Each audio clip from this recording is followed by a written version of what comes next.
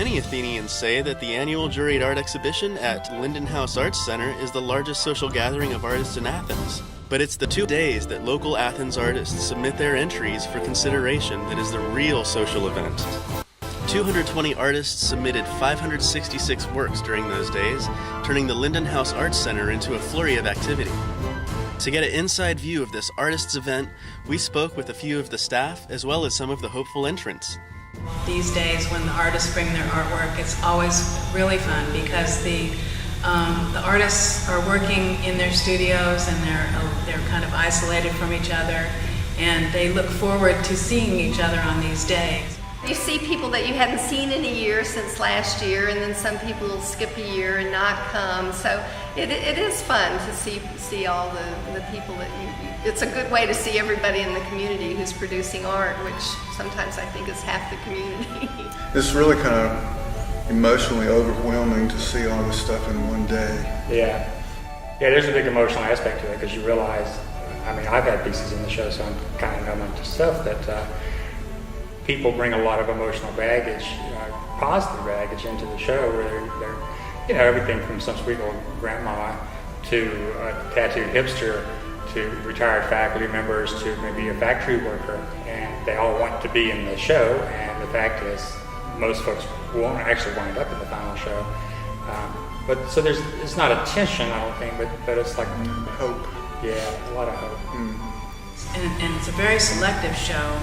Recently we've had 700 pieces submitted and only 160 were able to be selected for that show to be hung in the gallery, so it's quite selective. I started entering 3 years ago, and I've been fortunate to have things accepted all 3 years, and I'm hopeful again for this year. This photograph is a boy climbing a rock in Central Park, and to me that's a metaphor.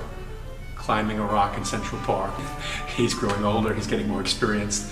I spent a lot of time in New York City just walking around from uptown down to the Battery. I had been wandering around Central Park and I climbed this rock myself. It sort of speaks to me. I like pictures that tell a story or allow whoever's looking at them to devise a story around them. And you ask 5 people, you get 5 different stories. But that's really why I like taking photographs. I'm telling stories with collage, which is totally different from the way I paint. I paint in a very painterly fashion, but when I'm doing collage, I'm telling a story. You're using color, you're using texture, and I also have a lot of fun with it. I like to do little jokes and with the pieces I'm doing. Like the piece behind me here is called Waiting for Pinkerton.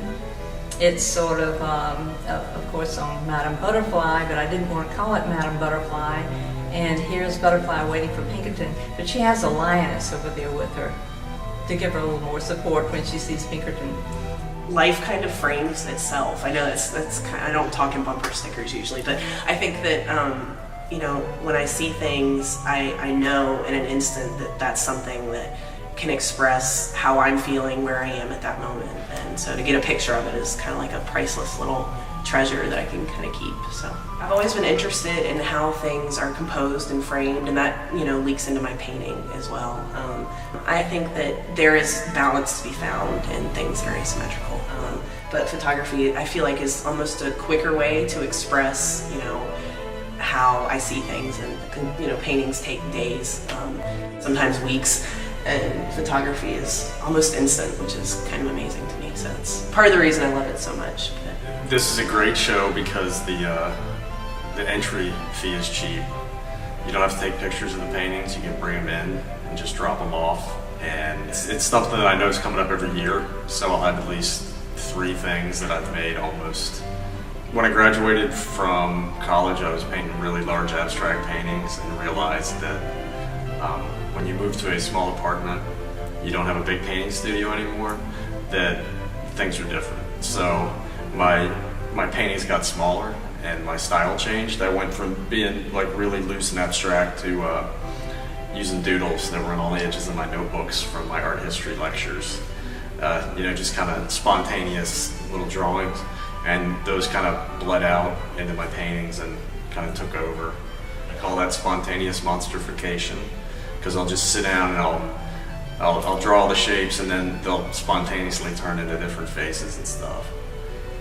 My medium is borosilicate glass. It's a medium in its infancy, I think, because it's only really, like, the colors that you see in this piece here have only been around for, 10 to 12 years. And before that, all the color had to be mixed by hand by artists by taking the raw chemicals and mixing them with borosilicate glass, clear borosilicate glass.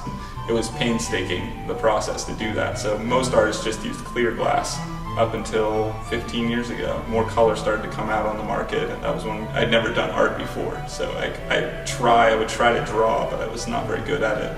And I would try to play music, but I wasn't very good at it. And I didn't consider myself an artist at all. I was kind of like just a skateboarder kid. And one of my friends kept trying to get me to try it, and then I was like, no, I don't want to try it. And then I finally tried it, and when I did, it was like an instant, it was like a rush, and I don't know, I never stopped. There was something about the glass that brought the passion out from inside of me that was really fantastic.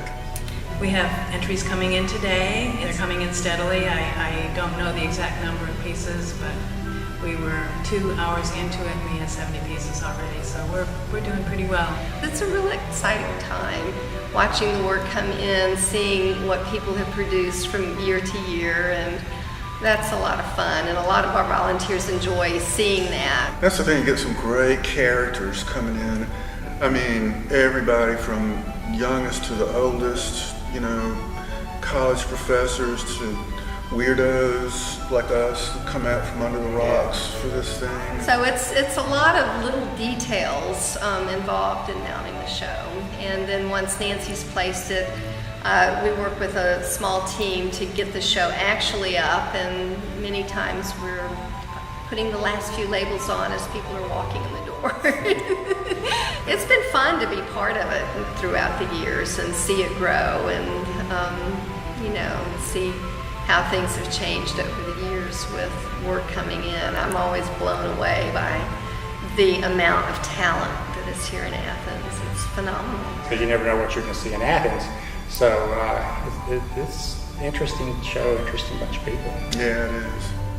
The 37th Juried Art Exhibition at Lyndon House Arts Center takes place from February 19th through April 21st at 293 Hoyt Street, Athens, Georgia.